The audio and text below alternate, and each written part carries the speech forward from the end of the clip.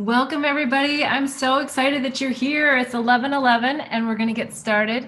I know many of you are going to be joining on chat, and I'm excited to hear all of your questions. And there's many questions that came in prior to the show, so we will take a look here at some of the questions. Please jump in at any time.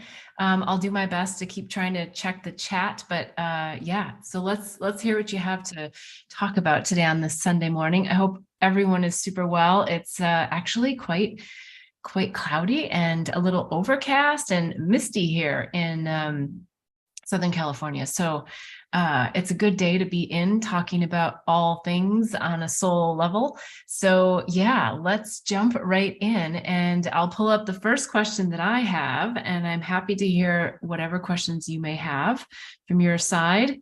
Okay. Let's see. The first one here I think might be a little bit of a interesting one. How do you know if you're with a narcissist? Can we identify on the first date, or does it take longer?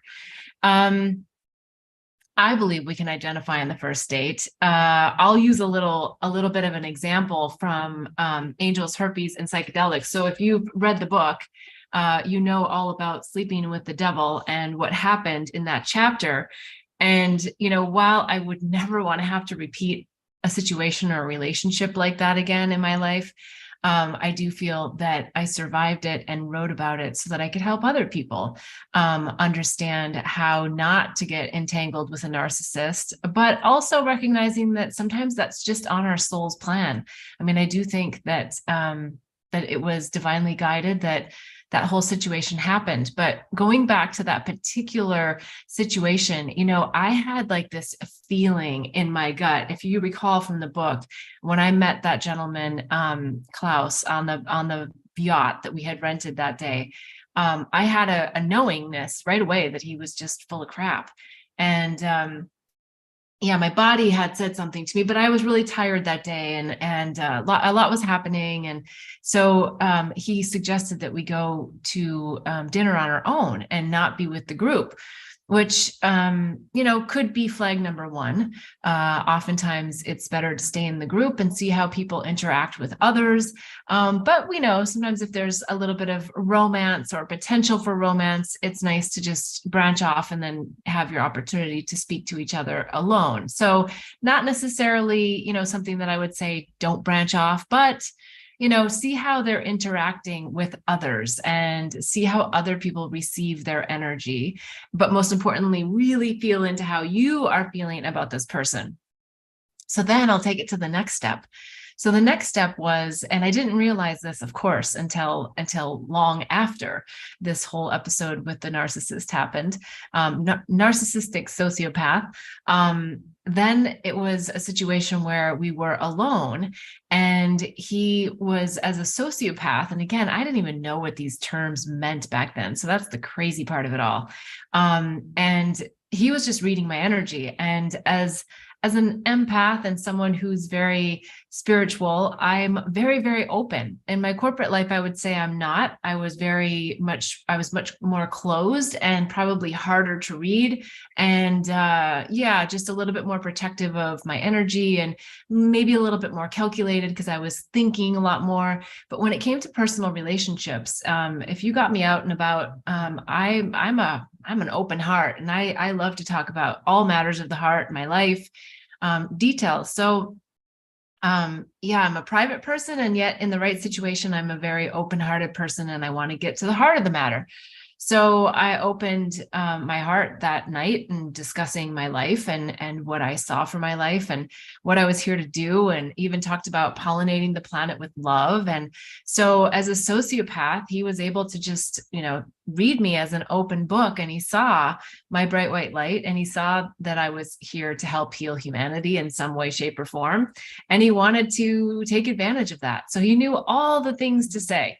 So he said all the perfect things, which I just wasn't realizing that he was just reflecting back to me, a lot of things that I was saying. And then if you've read the book, you'll know the one hook line that got me, and I'll leave that to be read about. But there was one hook that that really sucked me in. And then I was like hook, line, and sinker, and had no idea that he was just sucking my light and entangling on my life cord. So looking back, what did I learn from that?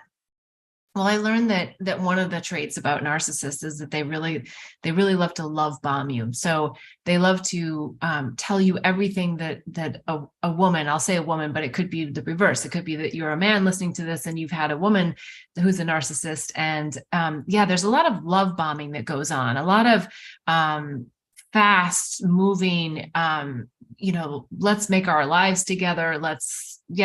So there's a lot of this going on, a lot of affection, a lot of things are said that you're just like, wow, that seems like kind of a lot. I just met you, right? But then it's those words about, oh, well, we probably lived a previous life, or I just feel like I know you. I feel like I trust you more than I can trust anyone else. So all of these kinds of things are it's language that usually comes much later in a relationship when we actually know someone a little bit more.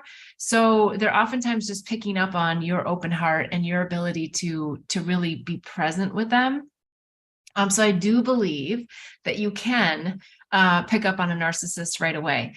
Now, a couple other things that come to mind to share. I recently had a conversation with a dear friend who called me and just said to me, I just feel like, my boyfriend that I'm with, he's like, there's just something about him. I just can't quite figure it out, but I just feel like, like maybe he's not telling me the truth.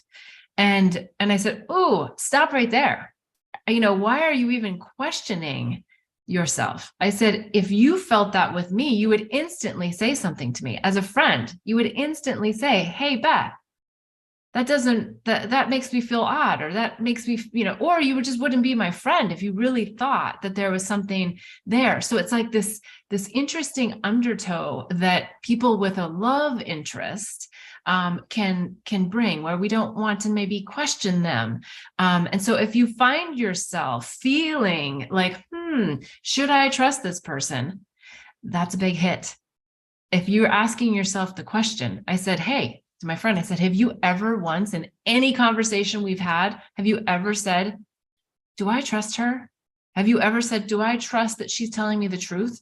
And she said, yeah, no, you're right. And I was like, that's the hint. That's the cue. That's the clue, right? Is when we get that feeling of, is someone telling me the truth? It's your instinct. It's your intuition. It's your, if you're a mother, it's your mother's intuition. It's your connection to your body and yourself that's saying, hey, there's a red light here.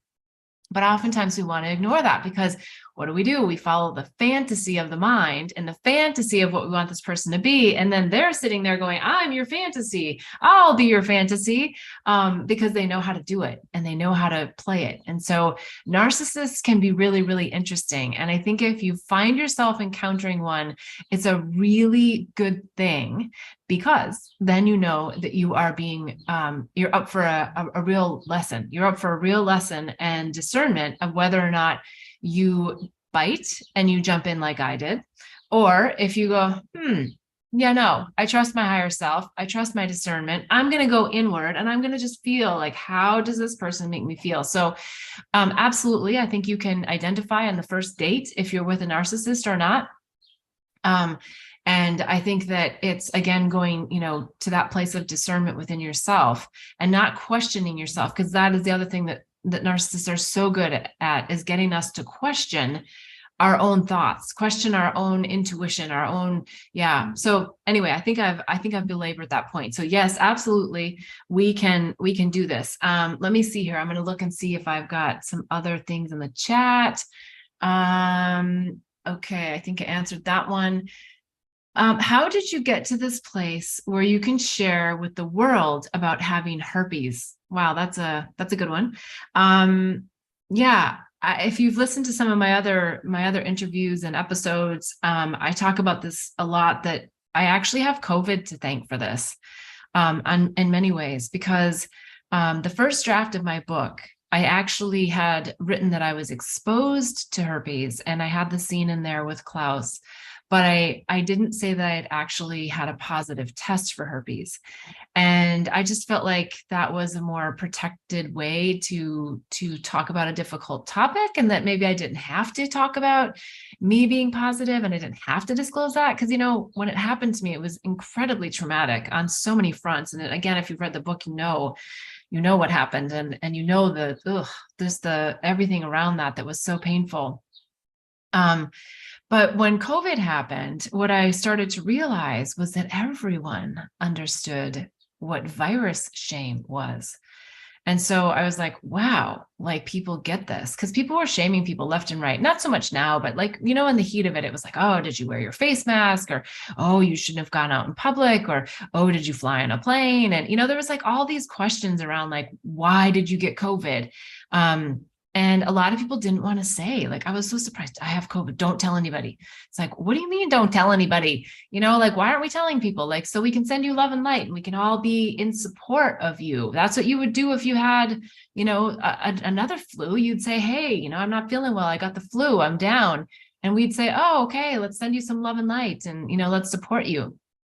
But when it came to COVID, that virus shame, man, that just came out. And so I wanted to just address that, because that brought to light for me how much we needed to get beyond the whole idea of viruses and the whole idea of this leopardization. I made up that word, but feeling like we're a leper, feeling like we're an outcast of society, feeling like we're damaged goods.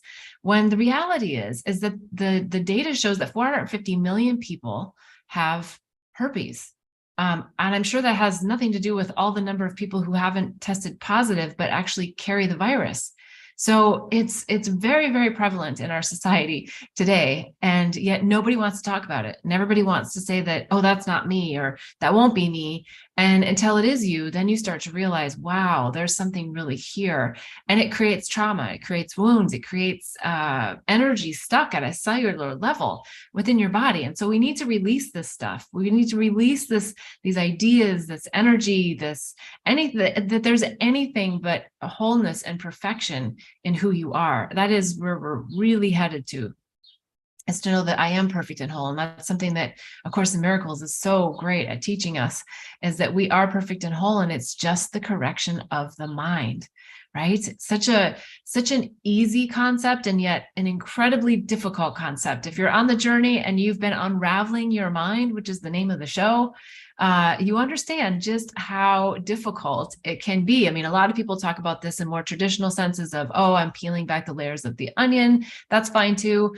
I like to think about unraveling the mind, because I just feel that it is this beautiful experience of really unraveling ourselves and getting back to that perfection of wholeness and knowing who we really are, which is something I love to talk about. But before I do, let's see if there's some other questions, and let me just double check that I actually answered that one. So how did you get to this place where you can share the world about having herpes? So in the next iterations of the book, as you know, I decided that no, I'm telling people that I was positive because I want to talk about what happened after that. I wanted to talk about how difficult the conversations were with partners. I wanted to talk about how difficult it was for me to keep walking through life, not feeling like damaged goods, and how difficult that was to actually shift the narrative in my own head about the damage that I felt to myself physically in my body, but also to myself mentally, emotionally, and spiritually. And that we can all get beyond this. And if you haven't seen some of my other videos, I've had a great discussion with a sexologist, Nick, who he and I just had an amazing discussion. Please, I'll put the links in this video below, but great discussion about herpes and diffusing all of this judgment and stigma around it. I also had another discussion with an alchemist, I think a homeopathic doctor who has incredible tinctures and things for herpes and all viruses. So I think that, the takeaway from both of those conversations, well, not the takeaway, but one of the things that we talked a lot about in both of those videos was how the virus can be such an incredible check engine light, because we carry so many viruses in our body, but the herpes virus actually gives us clues that our immune system is down, that perhaps we're more acidic and not alkaline enough. Maybe we have too much stress in our life. Maybe we need to get a little more sleep. So the check engine light that herpes provides is amazing. Whereas the other viruses, they don't give us that. They just like, boom, show up one day and you are flat out. And and then you have to really do the inner reflection. So it's all about your relationship to everything, to your whole external environment. Look, it's everything. But right now we're talking about herpes, we're talking about viruses. We saw that also with COVID. We saw how, our whole relationship with COVID, which I don't know, I'm digressing now, but another thought came to mind. Sylvia Browne, famous psychic medium, lots of interesting, stuff around her, but I had a chance to meet her on a Hay House cruise, which I also talk about in the book. And she was just amazing what she downloaded for people. Once she got the question from people, she just was like, okay, let me give you the answer. And you could tell she was just getting the answers right from that person's spiritual guides or her guides. And she wrote in a book, and I don't have the quote in front of me because I wasn't prepared to speak about this, but she actually had written in a book that there would be a virus. Like she was predicting a virus from Wuhan that would come in and take over, and it would leave as fast as it came. Now, I don't think it left as fast as it came, but it has the potential to leave as fast as it came because it was all about the fear of the mind. The mind was creating fear around this concept, this idea that was called, COVID. And so, she was suggesting that we could eliminate it as quickly as quickly as the fear spread. And so I like to talk a lot about viruses of the mind in general, right? Not viruses as we know it, but viruses of the mind, ideas, concepts that come into our mind, infiltrate us and fill us with fear. Because we also know from A Course in Miracles that it's always about fear or love. What am I acting out of, fear or love? And so, we can get deep into the mind viruses, and maybe we'll talk a little bit more about that later. But I just want to make sure I answer all the questions that are coming forward here. And let's see. So, and if I haven't answered these questions to your liking, please put in the comments below, and I will be sure to add them to next week's call or to answer them in the chat if it's something that's easy to just write about. So please let me know if it's resonating for you, or if you need more, or even if you disagree with me. I'm happy to hear about it. All right. So you're referring to your soul's plan. What do you mean by that? So that's a great question too. And I do often refer to a soul's plan. And I think, I've done that today. So thank you for asking for that clarification. When I talk about our soul's plan, I talk about the plan that we came into this lifetime with. They're the key points that we know are going to happen. They're going to happen pretty much no matter what. But we have free will along the journey. And that's where the ego mind comes in. And the ego mind tries to divert us and spin us and take us down this road, or let's take the long road home. Whereas the soul's plan is like, okay, these are the big points that we're going to experience in this lifetime so that we can go back to remembering to source who we really are. Now, everybody's on a different trajectory in their soul's plan, meaning that some of us have been back on this earth plane many, many times. Some of us are newer souls. We don't need to compare how many lifetimes we've had with others necessarily. I think it's all about bringing forward what we learned from some of these other lifetimes. And in some cases, some of the things that might be holding us back from other lifetimes, subconscious memories that we may be holding. It could be ancestral programming that we're holding. So our soul's plan is really that template that before we came into this physical body, this meat suit, we decided that we're going to have X, Y, and Z experiences. And that's also why a lot of astrologers can read our astrology. I remember the first time I had my chart read, and I was like, oh, wow, how did they know that I did that at that date? I mean, pegged my marriage almost to the date. And I had never met this person. There was no way they could have done research on me. They knew exactly some really important dates. And so I found that fascinating. And that's why, because we've already put this out there. We already know what our big points are to hit. How we get there, is still our free will. So that's the beauty of being here, is that we have free will. And sometimes it's the pain of being here on this earth plane, because it can get challenging. When we're following the ego mind, it's like putting a 2-year-old child in the driver's seat. I also refer to that. My dear friend Angelique talked a lot about that to me, and I talked about it in the book, about putting that 2-year-old in the driver's seat is like having your ego mind drive, because it's schizophrenic. It works on fear, it works on the external environment, it works on what now, what next. Whereas the soul, letting the soul drive, helps us come from the heart space, come from our higher self, come from guidance, come from a whole different place where peace and love exist, and not fear and intrepidation about moving through all of life's happenings. So the soul's plan, I'll probably talk about that on every one of these calls, because I love the soul's plan, and I too struggle. At times I'm following the ego mind. My mind is strong. I'm like, oh yeah, okay, let me follow that, because I know. No, in fact, another thing that comes to mind to share is I've been on this beautiful group of meditators in the morning. We meditate for 30 minutes, and then we have a discussion.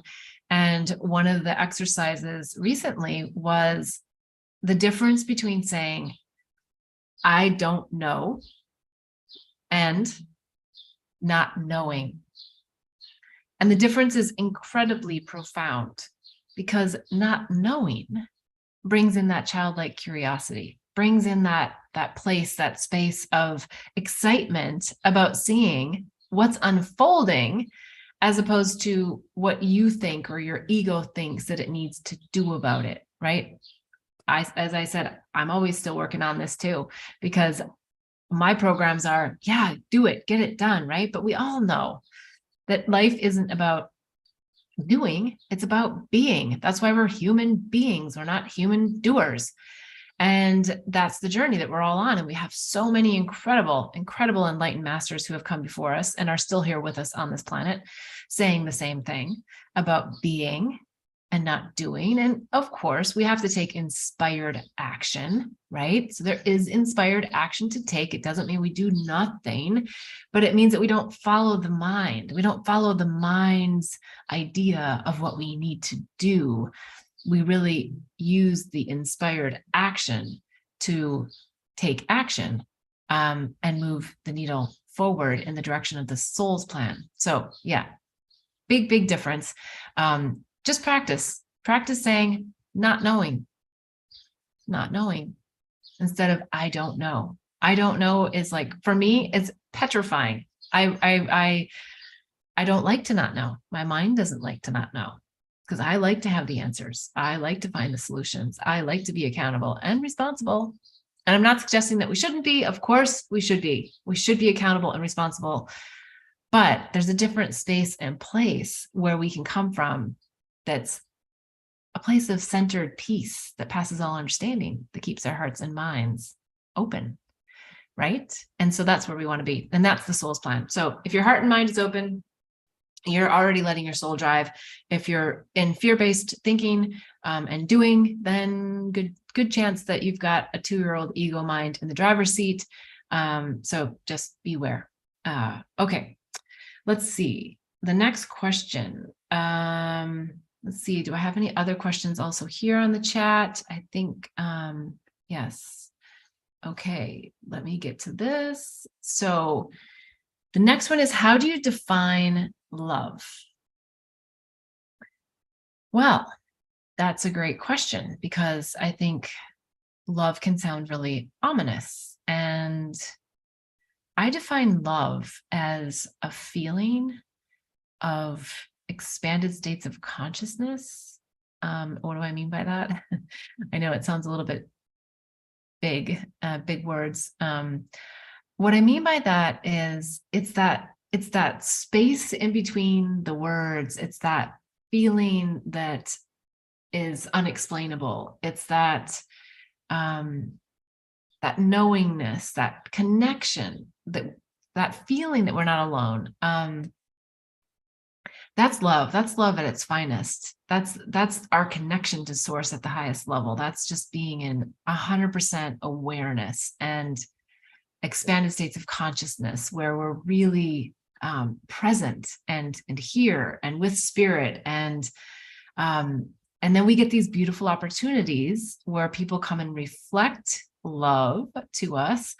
Oftentimes it's illusionary love, romantic illusionary love. The romantic love illusion is also the next book that I'm writing right now. So it's a topic very near and dear to my heart. Yeah, love. It's such an interesting thing. I think one of the things about children, and keep in mind, I have not had my own children in this lifetime, but I feel like I've had so many children in so many lifetimes.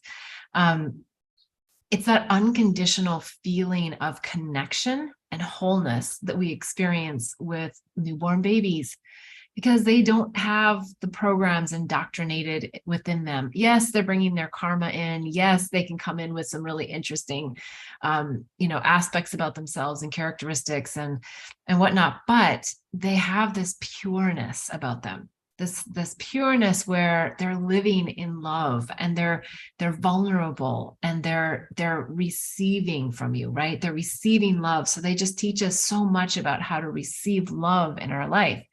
And that feeling is what I think, children are really here to teach us. And at one point in my life, early on in my life, I just absolutely thought without a doubt I would have children. There was just no question about that.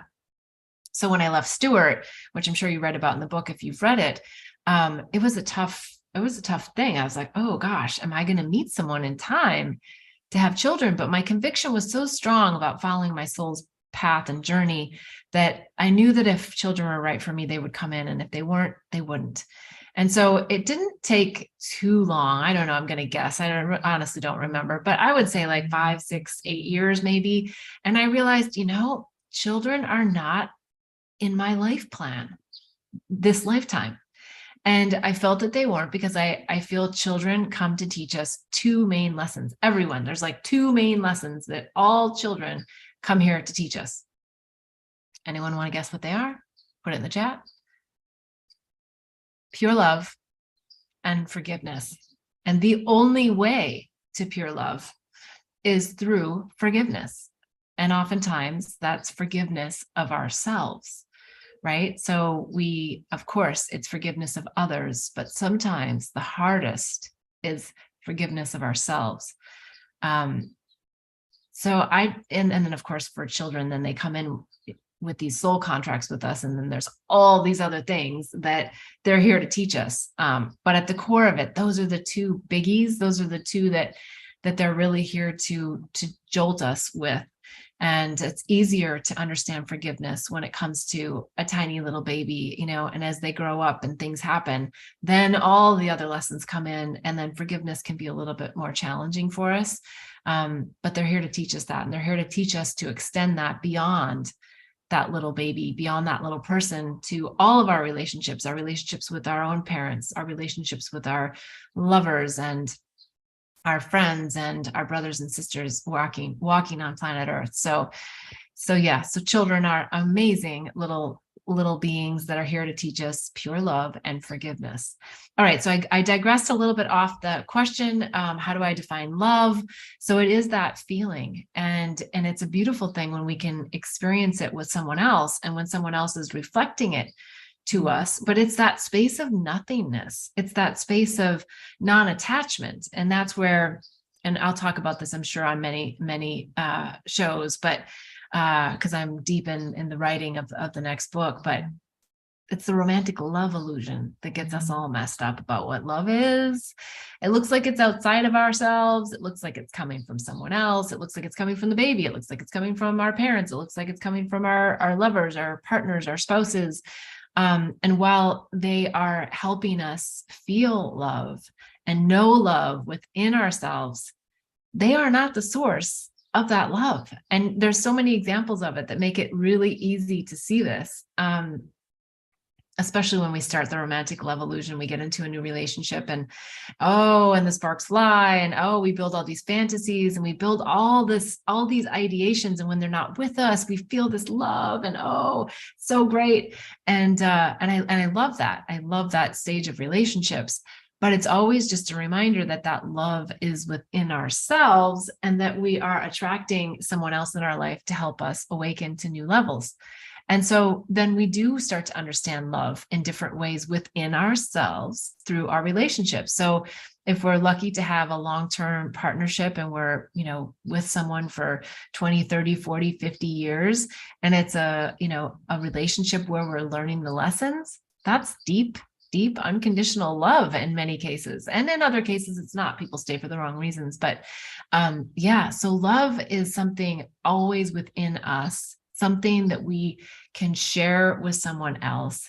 And the best place, I don't like to say best, but the most amazing place to be is when you're in that unconditional love, which is when giving and receiving are the same. That we're not giving love to get something in return.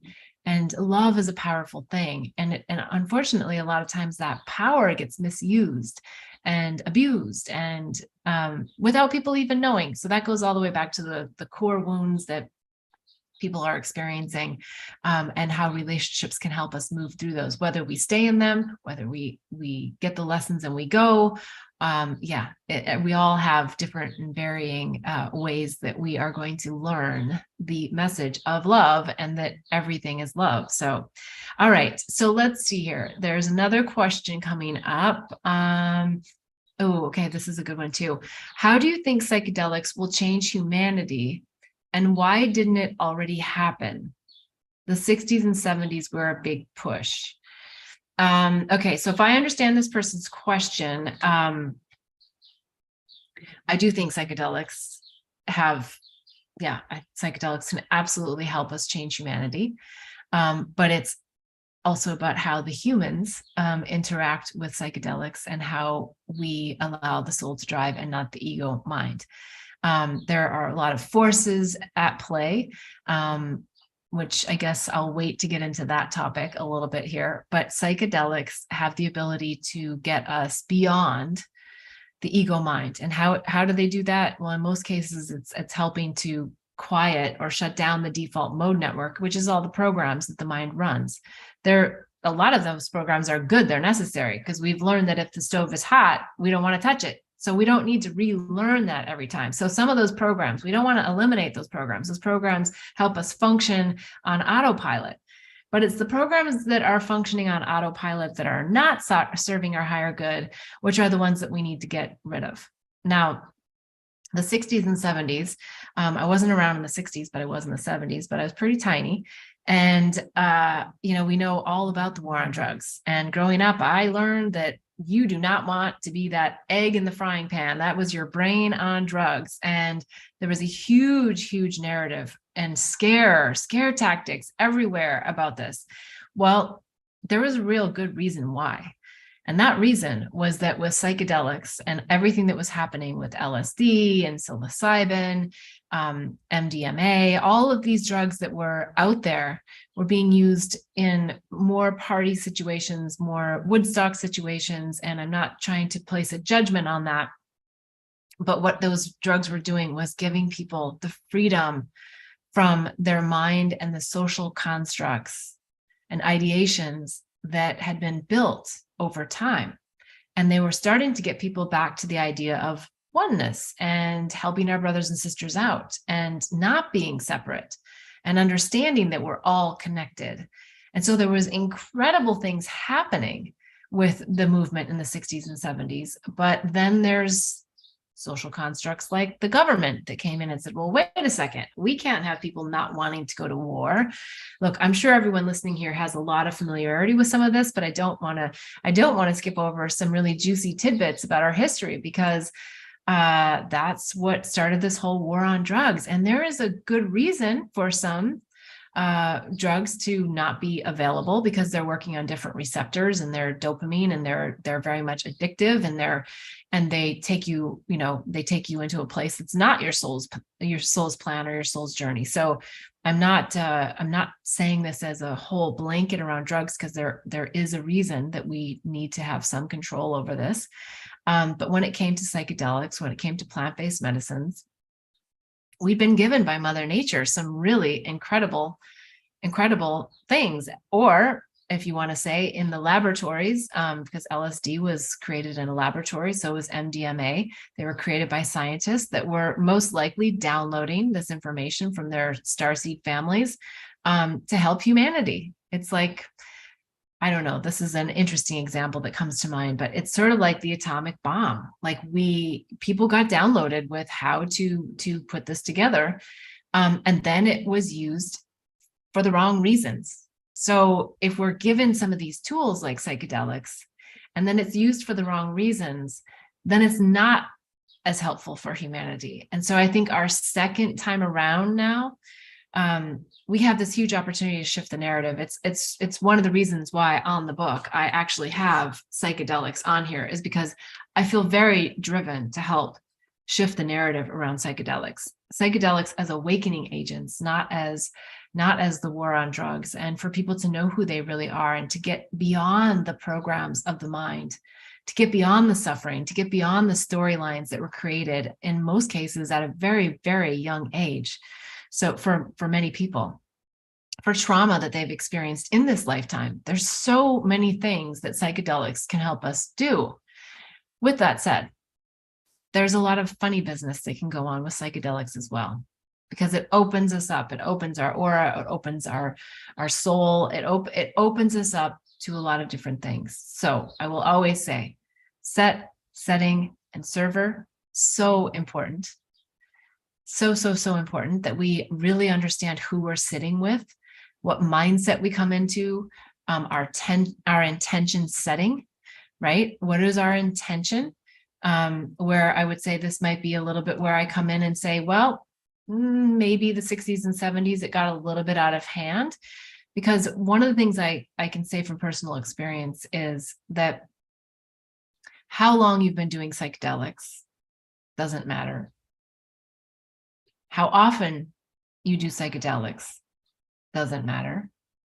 What matters is the integration process of what you learned while you were on a psychedelic trip. What did you bring back to this dimension, to this here and now? Did you protect yourself while you were out there in the cosmos? Are you bringing back entities when you come back here? So there's lots of things to consider. And I don't say that to scare you. I say that to really empower you to use your discernment if you're thinking about or you're feeling called to sit with psychedelics. Just like a narcissist can come in and hoodwink us and suck on our life cord and do psychic attacks. We've got the same thing going on in other dimensions. So don't go in naive. Find people who you trust, who innately inside you go, oh, I know that I will feel safe in this environment. I understand the server's intention. I understand the types of people the server attracts.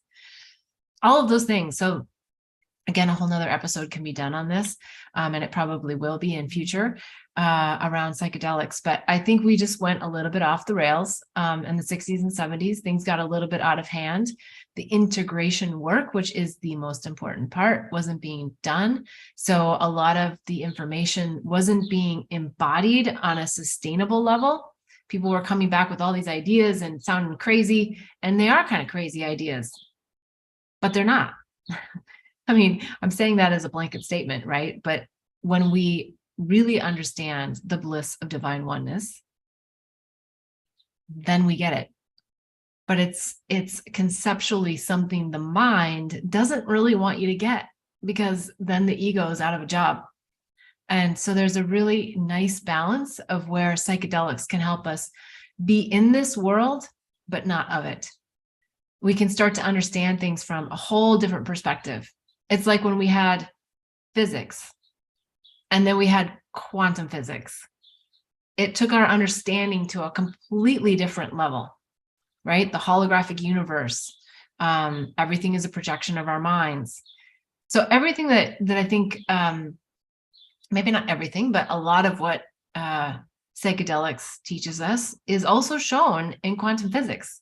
So it's not that far, well, it is far out there, but it's still grounded in many ways in science. So yes, so you can all challenge me on that if you want, but there's lots of scientists that are really well equipped to address that and to talk about that and how quantum physics really does uncover all the mysteries, and I think gives us the best definition of what God is, and helping us to remember to know who we really are. So all right, let me see if there's any other questions in the live chat here. I'm just going to go over and take a quick look, make sure I've got everything from YouTube and I've got everything from Zoom room here. All right, so let's see. Is there any last questions anyone want to bring up? I'm just waiting just another moment to see. Sometimes everyone's just kind of stunned or waiting to see who else is going to ask. Let's see if something else comes up here. Okay. What inspired you to do this show? Well, okay. What inspired me to do this show is I, for some reason, somehow always felt that I was going to do what I was calling a talk show. And so I felt like I was here to help difficult discussions, awakening discussions, spiritual expansion in consciousness discussions. And I felt that it was to do this through our own personal stories and to, I don't know, this is an interesting analogy that comes to mind, but I always like to just take what's coming in. You know, the show Seinfeld, he just took like things that happen in everyday life and helped us laugh at it. Well, I like to take things that happen to us in everyday life that are like really hard to deal with and unravel the core of why we called that in, why we are the creator of our lives. Why am I creating that? I mean, look, there are so many things that I go, why would I create that? But I know that I'm the creator. I know that I'm bringing this forward for myself to learn something. And so it's all about learning. And I think that we can learn from each other. And I know from the launch of the book that there's been so many incredible conversations that it has brought up. Friends, people that I know very well, people who I don't know very well, people who I don't know at all have reached out to me and said, I want to talk to you about your book. And what they're saying is they want to talk about life. They want to talk about situations that happen to us because we're humanity. And what's happened to me has happened to millions of other people. The only difference might be is that I've actually dove deep into a lot of the things that have happened to me to uncover and unravel why, and to get back to that peace and get back to the flow. When life throws us those curveballs, you know, what did we bring that in for? And so I love doing the work myself. And I love sharing the work that I'm doing on myself because I think that it's so helpful for all of us. That's how we connect. We connect people about sharing our stories. And unfortunately, in some cases, people just share stories to gossip or share stories to commiserate. You know, the whole phrase, misery loves company. And I think that we're actually here to help each other awaken. And so I would invite all of you that are listening in on this channel to consider yourself as an awakening agent. If you're doing the work and you're unraveling your mind, you are contributing to humanity beyond what you can probably comprehend, because the sooner you know who you really are, the sooner you shine your light really, really bright and don't allow others to dampen it, the bigger impact you can have on everyone in your life. Strangers that walk down the street, loved ones, people who are close to you, people who aren't close to you. So yeah, I guess it all comes back to just my feeling of pollinating the planet with love, right? And instead of polluting it, why not pollinate? And we're the pollinators. Why not learn from Mother Nature, learn from the flowers, learn from the bees, learn from the ecosystem, learn from source, like how this really works in ease and grace, as opposed to despair and suffering and difficulties. And so, yeah, that's why I'm doing the show. I look forward to having more and more of you join in, more and more of you listening and contributing and asking the good questions. Because if you've got the question, I guarantee there are millions of other people that do too. So whether it's a question about my book, Angels, Herpes, and Psychedelics, or it's a question about your life, I love them all. We're all in it together. And I hope that you'll join me again next week. The music will start at 11. In fact, next week, I'll share a little bit more about why I'm playing this particular music. It's the God code. And yeah, so the music starts at 11, and then we'll start the discussion at 11:11. So please feel free to join in at any point between 11 and 11:11, and then we will start the discussion promptly then. So I look forward to seeing you guys. I can't wait to do this journey with you. And just, I so appreciate you being here and supporting. If you haven't already subscribed to the channel, please do so. Give it a like, give it a thumbs up, whatever you want to say. Hit the bell, and then you'll get notifications as to when a new episode is posted. So if you can't make the live, please join in and listen.